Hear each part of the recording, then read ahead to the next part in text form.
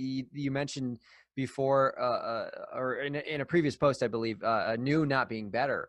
And one of the things you mentioned in the post is the idea that people will insist on this study's too old. You can't use this study anymore, that kind of thing. But if you're building this bibliography, if you're looking at these nuanced points, these data points, and you're coming to that ultimate, conclusion where the trends go, you have to look at the older research.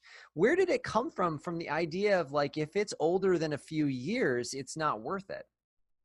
I'm going to take a wild guess, and I'm sorry to go against my colleagues here as a rogue professor myself. This is poor professorship. This is poor teaching. Through and through, the amount of stories I get with, my professor told me I was only allowed to use research studies in the last 10 years. And my professor told me that, if I can't find, if the research doesn't agree, go with the newer research study. This is false. It's called argumentum ad noventum, right? It's appeal to novelty, right? Appeal to newness. And you think about it, like, let's take this out of our realm for a second. Nobody is questioning the theory of relativity, right? When was the theory of relativity published? I should know. 1930s. The 30s, yeah. Right? So it might have been earlier than that, actually. I was going to say the 20s, but I couldn't back it up, so.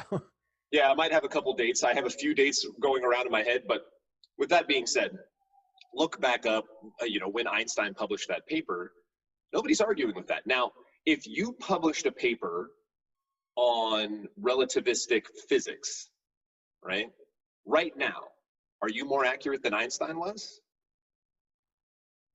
Not automatically, because you published it new, no.